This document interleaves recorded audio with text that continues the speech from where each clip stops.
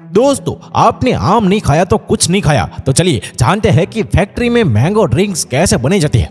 दोस्तों, mango drinks बनने की शुरुआत होती है पेड़ से आम तोड़ने से। लेकिन आपको भी ये पता होगा कि आम भी कई प्रकार के आते हैं, इसलिए मैंगो ड्रिंक्स बनाने के लिए हाफूस और तोतापुरी आम का चुनाव किया जाता है। ज्यादातर यही आम यूज होते हैं। पेड़ पर लगे आम सबसे पहले जब अच्छे से पक जाते हैं तब इन्हें तोड़ने की बारी आती है, जो कि कोई आसान काम नहीं है। नीचे के आमों को तो हाथों से ही आसानी से तोड़ा जाता है, लेकिन ऊंचाई पर लगे आमों को तोड़ने के लिए पिकिंग स्टिक का इस्तेमाल करते हैं, जिसमें एक कटर लगा हुआ होता है जिससे हम आसानी से आम को तोड़ सकते हैं। इसके बाद इन आमों को इकट्ठा करके आम में लगी डंडियों को तोड़ने का काम शुरू होता है। ये काम बहुत ही सावधानी से करना होता है, क्योंकि जैसे ही हम आम को तोड़ते हैं तो उसमें से एक खतरनाक एसिड निकलता है जो आपकी स्किन पर लग जाए तो उसको जला भी सकता है, और अगर आम पर लग जाए तो उसे भी खराब कर देता है। इसलिए ग्लव्स पहनकर सावधानी के साथ आम की डंडी को तोड़ते हैं और तुरंत आम को पानी में डाल देते हैं ताकि इसका एसिड का असर खत्म हो जाए।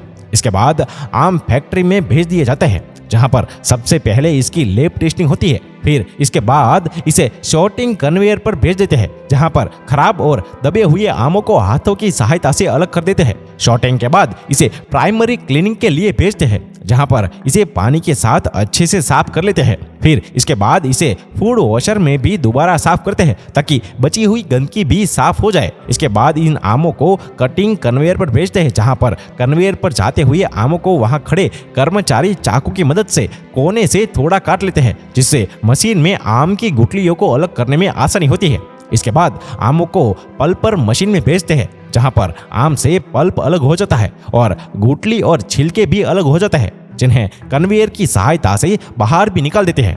अब आम का पल्प एक टैंक में इकट्ठा होता है, जिसे एक फिल्टर मशीन से गुजरते हैं, जो पल्प में मौजूद फाइबर और दूसरे पार्टिकल को अलग कर देती है। इसके बाद इसे प्रेशराइजेशन प्रोसेस के लिए एक टैंक में भेजते हैं, जहां पर इसे 90 से 95 डिग्री सेल्सियस पर 15 से 20 सेकंड के लिए गर्म करते हैं और फिर तुरंत ठंडा भी कर लेते हैं। इस प्रोसेस से पल्प में मौजूद सारे बैक्टीरिया खत्म हो जाते हैं और पल्प की सेल्फ लाइफ बढ़ जाती है। यह पल्प और कुछ नहीं बल्कि आम का गाढ़ा पेस्ट होता है।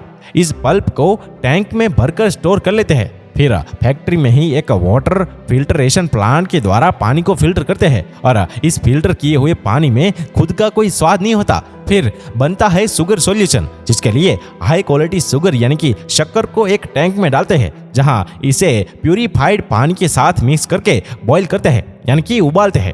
जब शुगर सॉल्यूशन बन जाता है तब इसे फिल्टर करके ठंडा भी किया जाता है। इसके बाद जो मैंगो पल्प और शुगर सॉल्यूशन हमने बनाया था उसे एक बड़े से मिक्सिंग टैंक में भेजते हैं, जहां पर इन दोनों को मशीन की सहायता से अच्छे से मिला लेते हैं। फिर इसमें सिट्रिक एसिड डालकर मिक्स करते हैं, जिससे इसमें हल्की सी खटास आ जाती है।